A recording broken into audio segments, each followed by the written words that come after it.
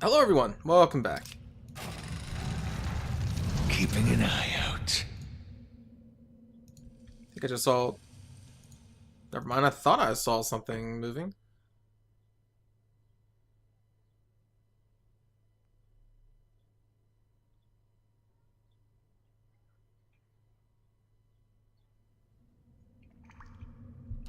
Eyes open. Eyes are always open.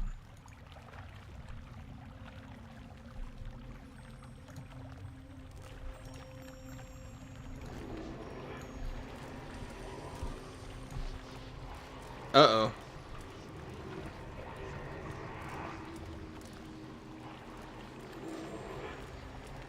Another one of these.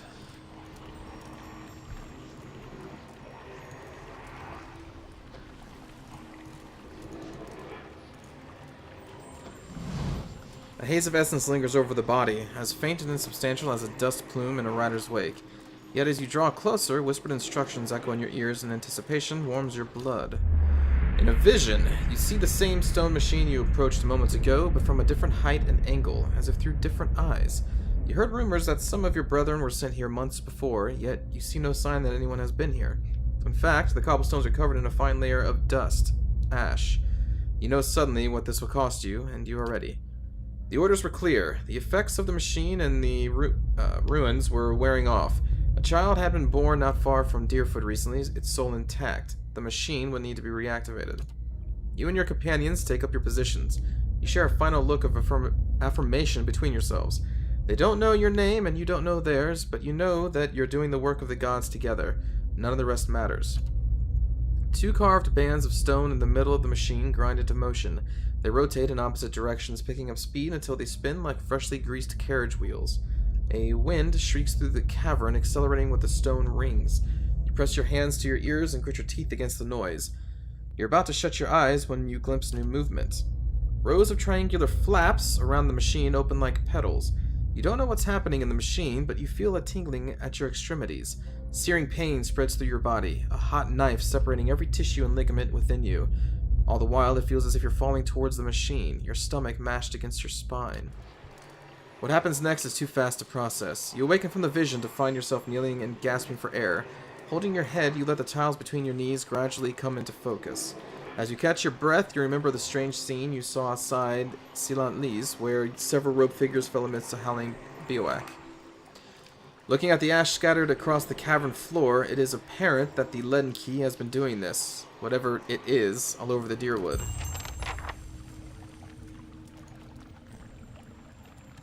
Hey. Through the gate.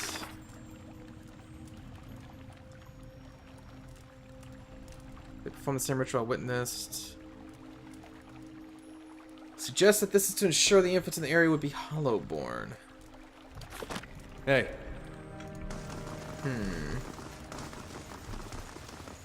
So this cult is, in fact... No. I shall be discreet. Hold on. It's calling the causing the Hollowborn, sacrificing their own selves to do it. Slow. Anything here? They won't see me coming. All right.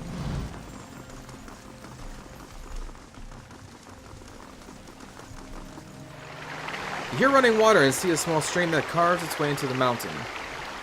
A shallow bottom flickers and wavers just under the water's edge, but as you look towards the tunnel, the bottom disappears into darkness. From here, it's impossible to tell how deep the stream is. However, a faint light plays along the walls of the tunnel. The echo of rushing water suggests that the tunnel and stream continue for quite some distance. Let's go for it.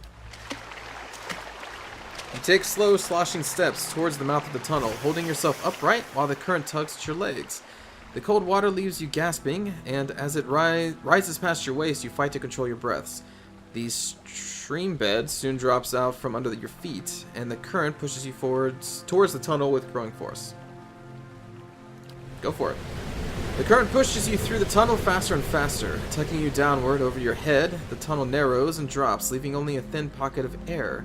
You take a final deep breath before the current drags you into the depths. And you die! Game over. Thanks for watching. Rays of light pierce the darkness, but the current is moving too fast now for you to see more than flickering glimpses as you speed by. You keep your hands in front of yourself and focus on avoiding the jagged rocks that appear suddenly in the darkness, jutting from the walls. A light winks at you up ahead. You're approaching it fast, but it looks to be the mouth of a second, smaller tunnel. You might be able to reach it, but your lungs have started to ache.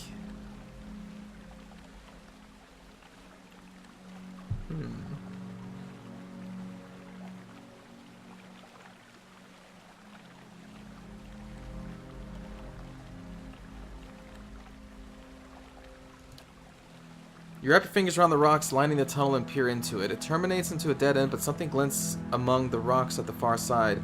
Reaching it would be a challenge for anyone without strong lung capacity.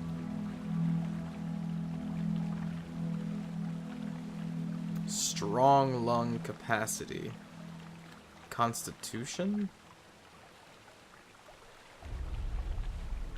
I'm assuming? Eder pulls himself into the tunnel, executing deft scissor kicks while the passage narrows. At the end, he finds a skeleton with a handle protruding from its ribs. Eder pulls it free and pushes off from the wall. Huh. Propelling himself back towards the main tunnel. Constitution 16, which I think is that what he has? Is that what he needed? Swirling and tumbling through the darkness of the tunnel, you at last see a halo of light above, and you swim and kick towards it. At last, your head breaks the surface. You gulp air into your aching lungs and pull yourself onto the edge of the pool. Crawling out of the water, you look at the cavern around you as you massage, feeling back into your aching, cold, numb limbs.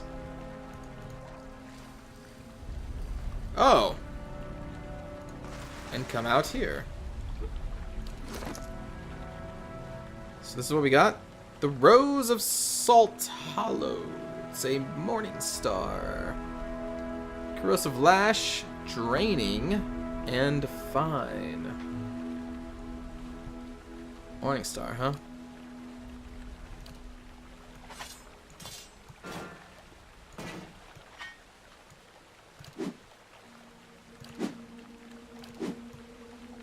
Well, I mean, Alyssa has the morning star proficiency. If I do use Alyssa again.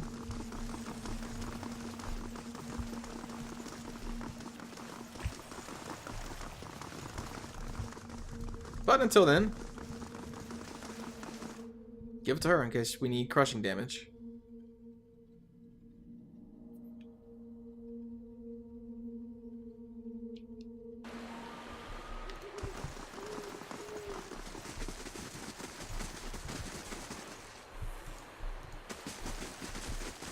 So, did I miss something?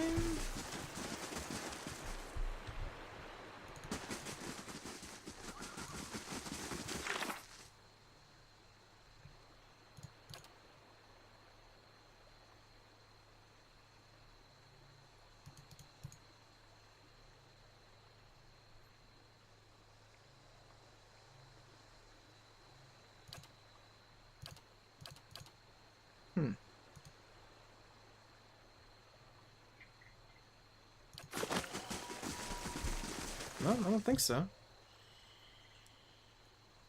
Ah. Beg your pardon, I have a message for you. You are summoned to Hadrit House, where Lady Webb wishes to meet with you as soon as possible. They say she's an ancient spider spinning her nets throughout the city. He gives you a careful look. If she wishes to see you, that either bodes very well or very ill. Well, it's Lady Webb. She knows everything. Do you not know Lady Webb? She's... well, no one's seen her exactly in a long time, but she's the mistress of Dunweird Row. Has been for as long as anyone can remember. He pauses, eyeing passers-by with suspicion. Eyeing passers-by? What passers-by? There's no one around! I'm assuming like this was supposed to happen like in the city? She's supposed to be old, especially since he's called the Dunweird Row Messenger. Older than anybody, and she never leaves her room. Some say she's wasted away and she's just a pile of bones kept animated by dark magics. She's still at it, best anyone could tell, learning things, keeping us safe, pulling the strings behind the throne too, it's said. Has a ring of ciphers doing her bidding, telling her everything that goes on. You do wrong in this country. Before you go asking the gods for forgiveness, best you ask Lady Webb first. whole mess of ciphers run out of Hadrit House. They make it their business to keep the peace, but they don't like you to see them do it. Problems in the city have a way of going away on their own, and when that happens, you can make a pretty good guess as to why. Haven't I been there? Yeah, I've been to the Hadrit House. Oops. In Brackenbury. Yeah. Hey. Weird to find you out here. But okay.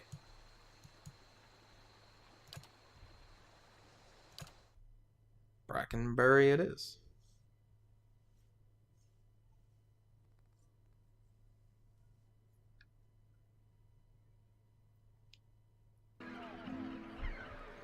Huh, we're not Next even time we fatigued. get the chance, I'm buying you a pint.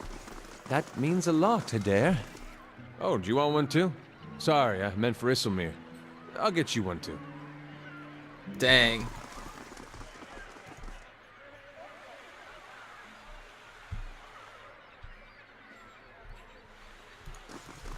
It's messed up. Oh! As you near the apparition, you are overcome suddenly by a powerful anxiety that sits like a stone in your stomach. The feeling is not quite real, the recollection of an emotion, rather than the emotion itself. It wrenches in your insides nevertheless. The apparition's brow is tense, a look of concern playing across its face. The other missionaries say you have been neglectful of your duties.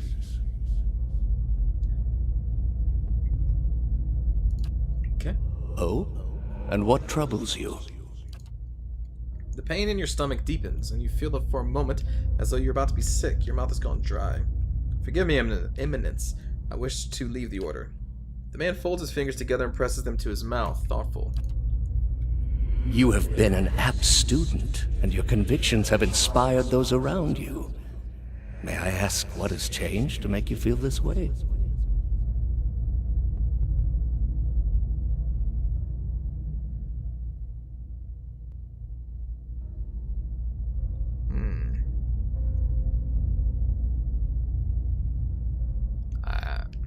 I don't know. The people we intended to convert, they committed unspeakable acts, sacrifices, mutilations. There we go. The apparition exhales slowly and its lips pressed together, a sympathetic report in his eyes. It places its hand on your shoulder. These are the ways of the heathen world. Surely the gods would do better to destroy us all and start anew. Perhaps they would. It may come to that one day. This is why we must not fail. The heathens are beyond the gods' reach. They do not know better. We are tasked with delivering them to the gods, so that the gods may heal their souls. Is such a thing possible? I have seen it with my own eyes. You will see it too, if you choose to remain. You will probably be sent to a machine that's going to destroy you. There is no greater calling than the one we have chosen. Neither words, nor wealth, nor battle will end this suffering. Only the gods. Will you give them that chance? The knot in your stomach seems to loosen all at once, and the anxiety is replaced with something else entirely. Something warm and soothing, and it is something you know you can never repay. As the vision fades, you start to become cognizant of the many odd looks aimed in your direction. Your last response echoes in your mind. I will. Hello.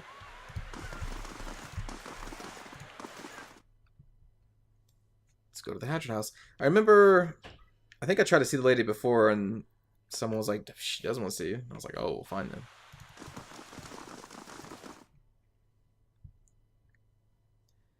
That's just dandy.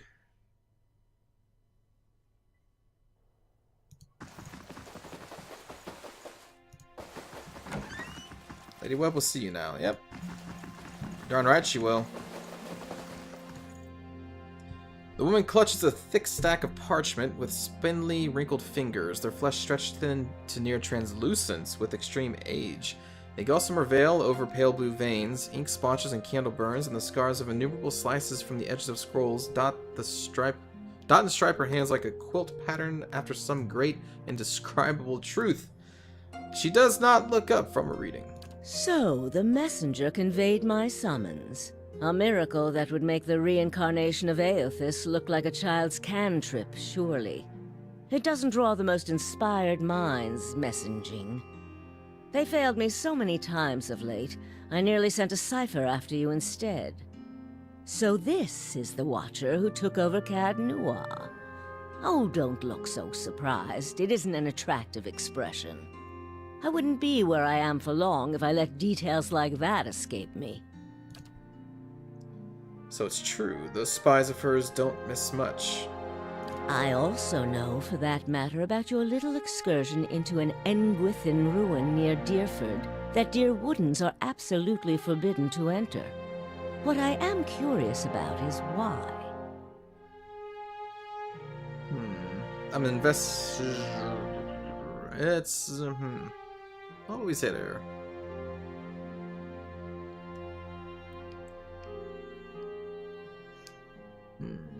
Sure. Strange does not begin to describe them.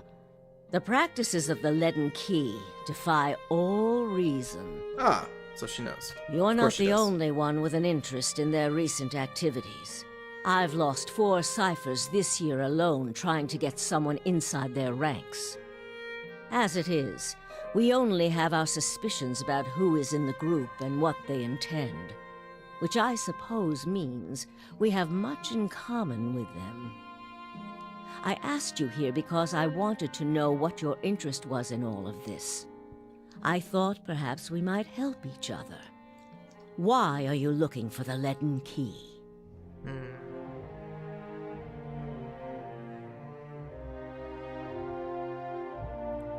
She seems to know a lot. Sure, we'll tell her the truth. She closes her eyes and the lids flicker. Then her face goes still and her mouth parts, little more than a sliver, and her hand briefly drops open, spilling some of her parchments to the ground. The pages wafting around her legs like the leaves of a dying tree. Her fleshy eyelids peel back, and her gaze is immediately upon you. The gods are cruel, I'm afraid. The man you seek is Theos Ix Arcanon, Grand Master of the Leaden Key. One of the most elusive and dangerous men Eora has ever known. What can you tell me about him? More than most, though very few would know so much as his name. And there is no way of knowing how much of what I've read is true. The Leaden Key dates back more than 2,000 years. If rumors are to be believed, Theos was the one who created it. What scraps of evidence exist suggest that he has died many times, only to be reborn each time exactly the same man.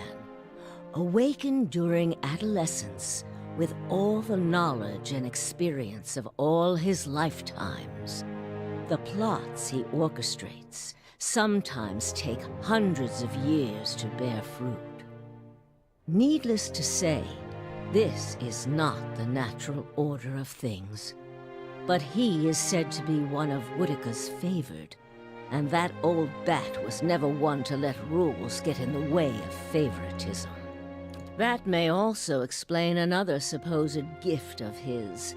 His body is no boundary to his soul, and he is known to take possession of others, if their souls are weak enough. Often it is for elaborate deceptions, but sometimes he simply forces them to kill themselves. He is not known for his generous supply of pity. He is also not one to show himself in any but their most critical matters. If he has directly involved himself in whatever the group plots now, it may be your only chance to find him. And once you do find him, if you can find him, I would not hold my hopes too high if I were you. He is a driven, single-minded man. He will not have the slightest concern for your problems. How do you know so much? The same way I come by all my knowledge. Exhaustive research, spying, bribery, perhaps some less savory measures. Whatever the knowledge demands, I pay in full.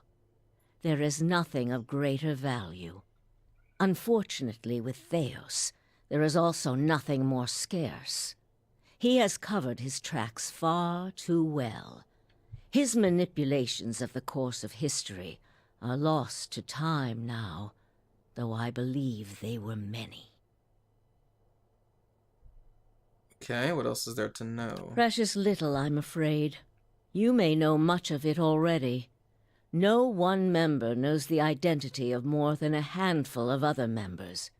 They are kept in the dark of missions they are not involved in, or sometimes of those they are involved in. They exist to hide secrets they themselves don't know, if you can imagine how gullible someone must be for that to appeal. Despite that, they are very good at what they do, owing much to their founder, who will take matters into his own hands when necessary, and he does not fail. Keep me informed. The Leaden Key has been busy lately, and that is distressing news. I can only guess as to what they intend. You seem to have a knack for turning the stones they've crawled beneath. Keep turning them. Dunreed Row will not stop you. Whatever it is they're up to, figuring it out will be of great use to both of us. In your case, it will surely point you to Theos. In return, I will share our knowledge with you as we learn it, and provide you with what assistance I can. Yeah, sure. If you find your trail has run cold, come to me with whatever you have. There is much I may be able to do for you. There's something I can tell you about the Leaden Key's operations. Yeah. Well, let's hear it. Yep. I had feared they might be involved in Widewind's legacy. It seemed too extreme even for them. How naive I've been. Yep. If we can learn more about their goals and methods, perhaps we can get the palace behind us. With Avar's support, we may be able to put a stop to this. Okay, do we have other questions? Yes? Oh boy. No. There was. He believed in dying with dignity. He was old-fashioned that way, my husband. We saw the world very differently, he and I. But he was good to me while he lasted. Are you psychic? Sure. If you are hoping I can look at your hand and tell you whom you should marry, you can just wipe that notion from your mind. I do not know what will happen tomorrow. That is what I pay spies for. Being a cipher is not unlike being a watcher. You notice more about what is already there. Many can hold an object and know where it's been, or peer into the thoughts of people around them. They can also sometimes affect those thoughts, but that would be unethical, of course. A tiny, talented few pick up so much about the world around them, they can get images of things to come, but these are fleeting and unreliable. Who said I was talented? I don't. At least not that I can trust. And with me, it's only ever about one thing anyway. A quiet day at home. I don't think I'll ask that question. Me? I started this place, in a different time, under a different duke. I impressed the duke with my research and my work ethic, and he became possessed of the notion that I would be ideal to lead a secret network of gifted investigators. I don't know how such an idea got into his head. Huh. Yeah. I wonder. All the things there are to know in this world, and you ask me about work. Deerwood is a rebel country.